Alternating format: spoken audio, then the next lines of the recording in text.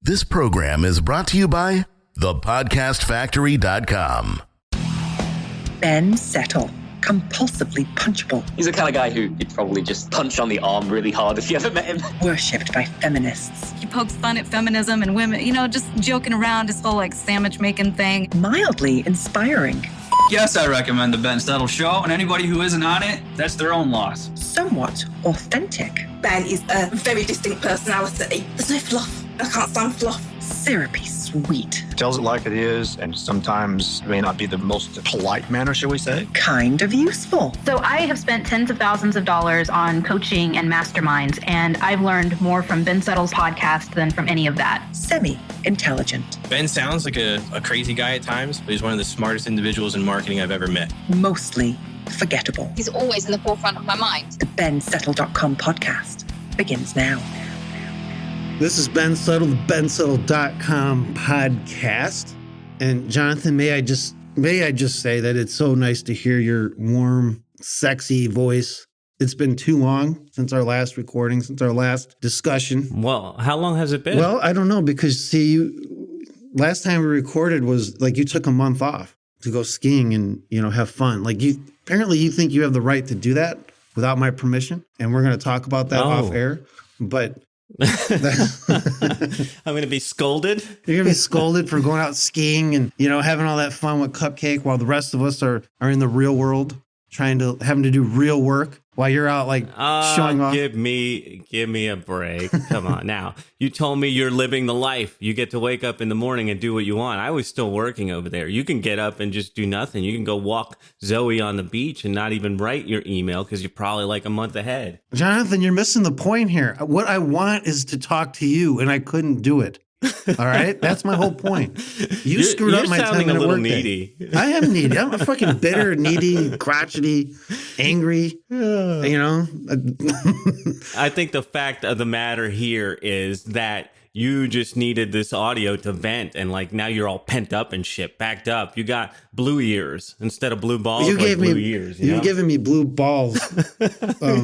Podcast blue balls. That's exactly. So podcast blue balls. Let me ask you a question. Are you engaged right now with this conversation? Am I engaging you when I say stuff like this? I was worried about it. I was worried that I might get bored, but I'm not bored at this moment. Okay, so the reason I bring this up is because while you were gallivanting off skiing in the mountains and all that with Cupcake, you guys thinking you're better than the rest of us. Or, technically you guys are better than the rest of us, but you don't have to rub it in. All right. That's what I don't like. Oh, okay. With your little checking in. Oh, look at us. View from the office. And it's like the Alps or wherever the hell you guys were. And I don't want to see it anymore. All right. I don't want to see it. But when I did see it. So around that time, and this is around that time, actually, this is very ironic now that I think about it. Around that time, which was February. So I rarely venture out into my main Facebook timeline. I really rarely do. It's El Bembo's Lair is my favorite. The only thing. Why would I go out amongst the pros when I can hang out with the cool people that I've fostered and that? So I barely ever do. And if I do, it's to shamelessly self-promote myself or something like that. But I rarely do it. But I did. So one night in February, I got bored. I don't know. Maybe it was too much gin. I have no idea. And I went out there on my main timeline, and I saw two things. Two things that everybody's going to say, yeah, I see that every day, Ben. Well, I don't see it every day because I'm not a marketing pro like most of the people listening to this show who actually sit on their regular Facebook timeline. I just insulted everybody. Good. Yeah, no kidding. I'm telling you, man, I've got all this pent-up hate. The Hulk is trying to come out. But so I saw two things. One, and people started doing this crap even in El Bembo's Lair, and they were getting ban-hammered from it. Misty and I, we ban-hammer anybody who does this stupid thing where they just ask dumb questions, random questions to get quote engagement. So what's your favorite this, or what do you think of that? And just really random dumb questions. What's your favorite side of the pillow? I don't know. There's stupid questions like this, right? And it turns out there's actually a cheat sheet floating around. What? There's an actual cheat sheet. Jonathan, I've heard some idiotic things. I really have. I've heard a lot. Okay, being in this business for the last 15 years, I have seen a lot of stupidity, a lot of idiocy and a lot of people thinking they can like break the rules of direct response marketing and it's actually going to work, and it doesn't. One of these things is a cheat sheet for questions to ask to get engagement on your Facebook page. Dude, I'm not kidding. People actually do this. They literally follow a cheat sheet. There's a cheat sheet, and I saw it, and somebody sent it to me, and I saw it, and I couldn't believe it. I was like, you got to be kidding. Like, this is real? Like, people are really this desperate. They really have that little of a personality. They really have that little to say that they have to use a cheat sheet to ask random questions because they can't even figure out this is how bad it is. They can't even think of their own random questions to ask. They have to look at a cheat sheet that probably some social, like some Facebook drama queen wrote up, I'm guessing, or some Facebook Live person, whatever. And, Facebook Live. Facebook Live, the Facebook Live queens are my favorite. And you know who I'm talking about. There's several of them out there. And, they're easy on the eyes. And that's the only reason people are watching, guys at least. And they think they actually have something worth saying, but they don't because they never cultivated a personality, Jonathan. No one ever taught them. You know what, Jonathan? Here's my theory. Their boyfriends and husbands never taught them how to have a personality. And so there you go. They don't actually need one, so that's probably. But I blame their man in their lives, Jonathan. I blame the men in their lives. It's their job to give them a personality, and they didn't do it, or they didn't tell them like don't do stupid things like use random questions from a cheat sheet to get quote engagement. So that was one thing. And again, I saw people, and Misty and I caught people doing this in El Bembo's lair. See, Misty is my vice president, the head bitch in charge, i.e. HBIC, and who I call the value cop, VC, because I've given her the ban hammer. She can just ban people at will for any reason she wants. I don't care. I want to go on a little sidetrack because I tried to explain this. I've been at some masterminds and stuff, and I said, have you seen what Ben is doing? He started a cult. He's got it on Facebook, and he's got this thing of no value. What the hell does no value mean? Because I didn't know how to explain it. Man, now we're getting into some weird tangents. Okay.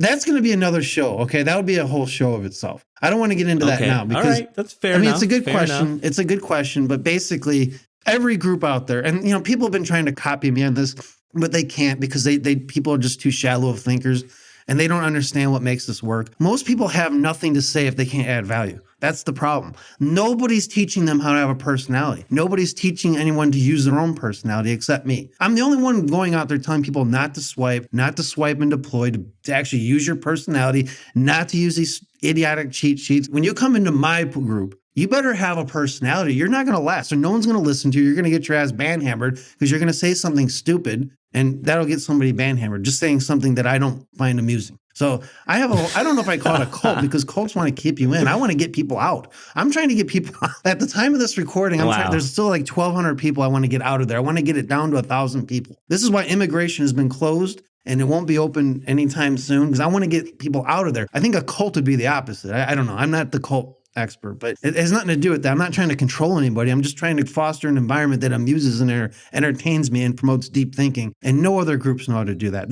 These other guys get so pissed at me. They tell me they don't understand what I'm doing and it bothers them because their people are always wanting to come to my place and I don't let them in. Anyway, back to the thing here, Jonathan. You're trying to get me you're trying to engage me in something else here. I'm trying to stay engaged on the engagement topic here. So that was the first way that people think they're getting engagement. They ask stupid questions, and it does work. I mean, to be honest with you, I have seen it. It does work as far as getting people commenting. It gets all the little pros commenting who have no lives whatsoever. So it is. And those are the people I don't want around me. So part of what I'm doing here is just projecting a little bit, Jonathan, my preferences onto the audience. No kidding. But my preferences are more valuable than theirs, and they should listen. And if not, well, you don't have to. This would be the You podcast. This is Ben Settle podcast, right? Not You cast. If they want to ask these dorky little random questions and they think they're doing business, that's fine. You know what, Jonathan? They can do that all day long. I don't care. But guys like you and I will be there to mock them every step of the way. So the second thing I saw, though, and this was even worse than asking random questions. See, the asking random questions, I can almost kind of understand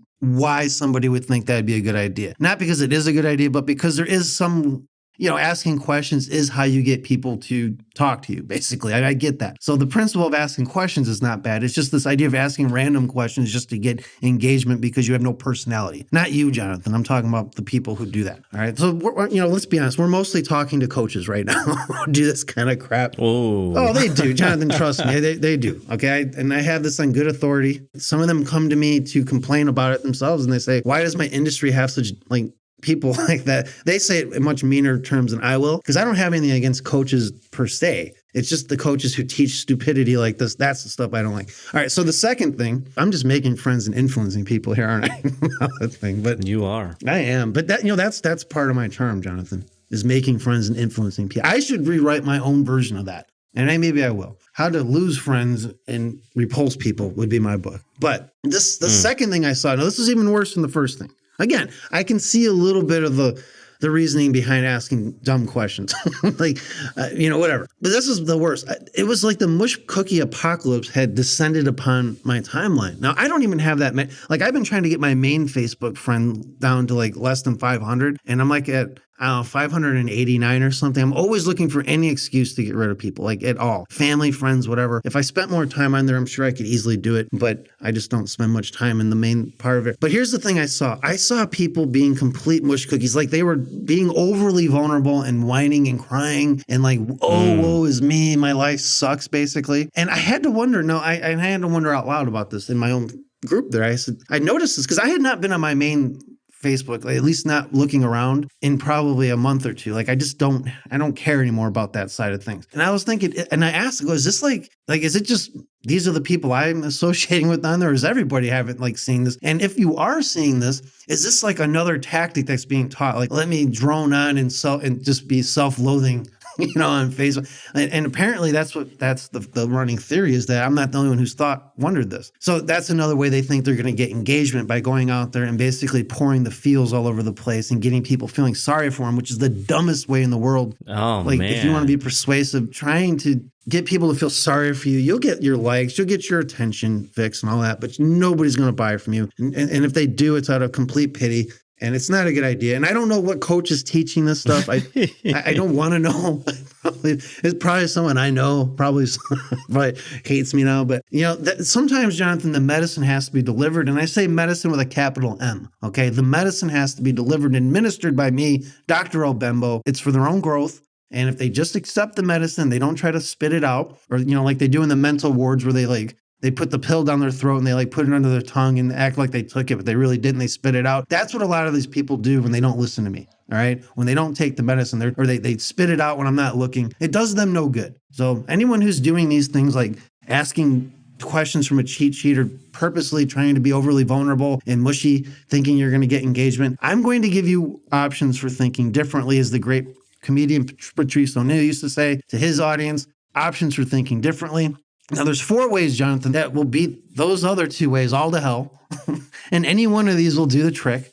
And none of them are complicated. And they're all very simple. And they all work way better, not just for engagement on like Facebook, but engagement in your emails, engagement in your sales letters, engagement when you give talks and speeches and that sort of thing. This will work for all that stuff. All right. So the first thing is, Jonathan, I want you to brace yourself, because this is profound what I'm about to say. Okay. I have my pen and paper out. I'm ready. Should I do the MLM thing? Now, everyone, you're going to have a little, back when I was in my MLM days, you go to these rallies and they'd say, you're probably going to have a hard time sleeping tonight after hearing this talk. And do you got your pen and paper out? You guys all ready? I'm telling you, you're probably going to have a hard time sleeping tonight. This is so exciting. Wow. And that's what I would say about this first point I'm about to say. All right. So you ready? Are you ready? Are you standing by? Ready? I am. Okay. So the first thing you could do, instead of asking, these questions from a cheat sheet or trying to be vulnerable and all that, trying to show how vulnerable you are to get quote engagement, be interesting. Be an interesting person. Jonathan, I told you, I hope that's profound stuff right there. So profound. Be interesting. Why is it so hard for people just to be I don't get it. I bet you half these people who are playing these idiotic games on there trying to get quote engagement, I bet you when they have coffee or whatever with their friends, they're probably very interesting. They're just not being themselves. They're trying to be something they're not. And that is just the worst way to do anything in marketing. And people think that the social media stuff is different than anything that's been done before and back in the old school days. It's all the same. All of it is the same. Nothing has changed. And so be interesting. How do you be interesting? Well, I can't teach you how to be interesting. Okay. I'm sorry if you're. Don't be boring. Yeah, that's just don't be boring. A lot of it comes down to knowing your market. You can't really be boring. But so that's the first thing. The second thing, Jonathan, and again, this is just profound stuff. I'm telling you. Do I sit up? You should sit up. Stand down? You should stand up for this. What am I? Stand down, sit up? Actually, wait, isn't the term up. sit? Oh, wait, I got to tell you to sit down for not stand up for this. Sit down for this. And just stand up. Yeah, I want you to grab each side of the desk.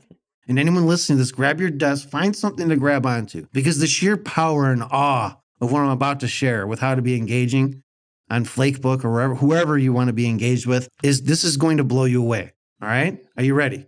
Okay. Tell stories. Jonathan, you're silent. Are you okay? Or did the profoundness of that just blow you away? Tell stories, right? I wrote that down, and I don't. Did you write slow? I don't believe I'm going to be able to sleep tonight.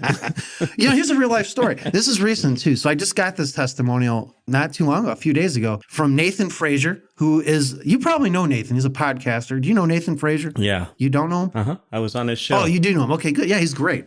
I love Nathan Frazier, and I like his anarchist points of view and how he has this thing on his website about how the Shire and the Hobbit is like the perfect anarchist society. It's actually pretty cool stuff. I like it. But anyway, Nathan Frazier, he likes political stuff, right? And he also knows that Facebook tends to like to censor people who have his types of views on things politically. And he got around that, and he told me he was using what I do in my emails, specifically telling stories and that sort of thing to get his engagement instead of just coming out trying to be controversial for the sake of it. He did it using stories to do it, and he wasn't getting censored. So he was able to get around the Facebook censorship squad, or whatever you want to call it, the censorship demons, whatever you want to call them, by simply telling stories that were interesting and engaging, and by the fact that they were just interesting stories. He didn't have to sit there and ask dumb questions from a cheat sheet, and he wasn't out there complaining to the world about his life sucks or anything like that. He simply was interesting, and he became interesting by telling stories. So there's the second thing. Again, I know this is profound. I know this. People listen to this show expecting tactics, right? Ninja tactics and that kind of stuff, because I'm big on that. Jonathan, I am big on anything ninja. Okay? Everybody knows that. Yeah, I know. You got your tabby boots on. I got my Chinese throwing star, whatever those things, the ninja stars, and I'm ready. Okay? The third thing out of 4, I don't know how people don't know this. Like, I would think even a third grader who's in third grade English class, whatever, would know this. Have a point when you're talking. Am I wrong here, Jonathan? Is there something? I know this isn't sexy, but isn't it better if you have a point than you just go out there and ask a random question that has no point whatsoever? Isn't having a point that gives somebody something to grab onto and think about? Maybe that would be a little more engaging than trying to cry to the world about how your life sucks or asking dumb random questions from a cheat sheet. Or am I off on this? You tell me. No, you're crying out from your safe space with no point. I have a friend dear friend of mine. All his stories end with and blah. And blah was the point to this. I'm like, you fucking idiot. I wonder what cheat sheet. I bet he got that from a cheat sheet. I bet he got a cheat sheet that tells him how to end. Everybody needs a cheat sheet and a paint by numbers thing. These are people who really need the medicine more than anything. And anyone listening to this who's mad at me for basically mocking your stupidity, you give me those emotions. Go ahead, give me the emotions. Bring them on. You can go ahead and write me angry emails or whatever. Do some angry push-ups first. I recommend it. But give me those emotions. I want those emotions, because if I have your emotions, that means I own your mind. And if I own your mind, that means I can get you to do the right thing. I can't get you to do the right thing if you're indifferent to me. So I'm glad, anyone who might be angry at me or who's like, well, I asked these dumb questions, Ben. I used that cheat sheet. Why are you making fun of me? Well, because you're being a dumbass. That's why. And you know what, Jonathan? It's not like I haven't had to take medicine during my business career many times too, but I always took it like a man. And it never tastes good and it doesn't go down good, but you start feeling better after a while when you take it and you start becoming healthy. And I just want to make them healthy. That's all I want to do. So quit asking dumb random questions and being overly vulnerable and mush cookies thinking you're going to get engagement. When you can be interesting, you can tell stories, and you can have a freaking point. And the last thing, Jonathan, and this is the lost art that people think they're good at. And I'm sorry, I'm going to take some props for introducing this at least into the mainstream. I mean, it's been around since long before me, but most people just don't do it right. And those who have done it right have never really taught it. But I like to think I'm one of the people who first actually teach this in an organized way. And that is be infotaining. Infotainment is Just like it sounds like you're mixing information with entertainment. Here's a trick. You know what? I'm going to give some value here, Jonathan. I'm going to give a how-to. No. I'm going to give a how-to tip because I feel so like these guys need this. They need this medicine. And, you know, if I have the cure for something and I don't let people have it, what does that say about me? Like if I had the cure for a vile disease and I just withhold it and keep it to myself, that's not doing humanity very much good. If I don't teach people some things on how to not be boring, how to not rely on stupid cheat sheets for figuring out what to say, not relying on how to, you know, swiping to actually have an ad that actually makes sense, not rely on like following these like bandwagon type things like, well, just be vulnerable, be real vulnerable and cry a little bit. And that's how you get engagement. Go ahead and cry, especially if you're a guy, let your feelings out. You know, if I don't teach against this, if I don't give them an alternative, what does that say about me? Okay, they may not like me for it, but I don't care about being liked, Jonathan. I care about my own amusement. That's what I'm getting at. So here's the beauty of infotainment. I told you that like I do a lot of blatant self-promotion. Do I not? Like in my emails, I do blatant self-promotion. Every day. On my main Facebook timeline, when I venture over there, I do blatant self-promotion, usually to promote myself or my Enoch Wars novels, you know? But here's the thing. If you know how to be entertaining, you can get away with all the self-promotion you want and nobody cares. Nobody gets mad at you. Your sales go up and there may be a few idiots who like complain, but they're never going to buy from you anyway. If you learn the art and science, and nobody's going to teach you this better than me. I'm going to come out and say this, John. Nobody's going to teach this better than me. All right. I have a product about this that I taught. It's a recording that I taught to Agora Publishing. Agora, the $200 million a year company with some of the best copywriters and editorial people on the planet, saw fit to fly me in on their dime and actually pay me a fee to teach this to their people because I know a little bit about it, okay? And nobody else teaching it thinks they're teaching it. I don't think they teach as well as I do. I could be wrong about that, but maybe I'm just being egotistical. But I mean, but that's okay because my audience has come to expect that from me. You cannot buy it from me directly. You have to be an email player subscriber. And it comes in the catalog that everybody gets with that. So if you're not a subscriber, you're not going to get it. But I'm just saying, I do teach this. It's very simple. It took me an hour to teach it to them, and it changes everything. But if you understand this and you apply it to your silly little Facebook post where you're trying to get engagement, it'll help you go a long way where you don't have to ask these stupid questions from some stupid cheat sheet from some, you know, person who's probably never even, like if that's their goal, engagement and not sales, they're already thinking wrong as far as I'm concerned, which is the right way to think, the way I think, of course, Jonathan. And there you go. And this goes for everything. I don't care. Jonathan, would you agree? Now, you're as the Podcast Factory CEO and headmaster. Would you say, just from a podcasting point of view, those of us who understand infotainment, and not just think we do, but actually get it at a deep level, not a shallow level, not the shallow level you're going to learn watching some Facebook Live video, but the actual depth, deep level, have better podcasts, more downloads. Well, I should say compared to our list size and all that per capita, and have more fun, and make more sales from our podcast than those, generally speaking, who don't. Now, I know there are people with big names and are celebrities and all that, and I'm not talking about that. But even that, the fact that they're a celebrity is using infotainment. It's just in a different way. Wouldn't you say infotainment is something that most podcasters should be doing? I would think. Or should they be boring? Yeah, I wrote about that, and it's a lot of the lessons I learned from you. I wrote about it in the Podcast Mogul, but that's exactly why a lot of these podcasters fail. They think that they're not even going the infotaining route. They're not going the entertaining route. They're going the information route. And then they wonder why nobody buys their shit. It's because you gave it all away, you little hoe. Like, just hold some back, have some fun, and then get the sale. And by saying that, and I have manipulated you this entire conversation, by the way, just so you know. I just manipulated you into answering your own question from the beginning of the show about why I do no value. And that is a perfect note to end the show on, I think. So next week, Jonathan, I'm going to give some more examples of the power of it's not about infotainment, but there'll be some of it will be talked about. Some stuff I learned from a very smart teacher, very great teacher, world famous teacher, actually. Some things I learned about how to teach and be infotaining at the same time, amongst other things. And it'll all help with if you're interested in engagement too. That's not what it's all about. But if you like this topic and you want more ways to be engaging and interesting and all that on your silly little Facebook feed and all that, And you don't want to have to ask these stupid questions from a stupid cheat sheet. And you don't want to have to pretend to be vulnerable. And you don't have to jump from one little technique to the next that's coming out, because it's always something different every day from what I'm seeing. This will help you tremendously. That's next week. Be there or be nowhere. And Jonathan, I will talk to you then. All right, that's a wrap for another bensettle.com podcast. We'll be back with you next time. Thanks for tuning in. You've been listening to the bensettle.com podcast.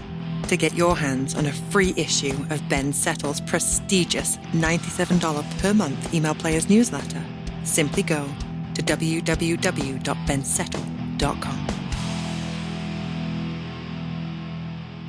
This is the podcastfactory.com.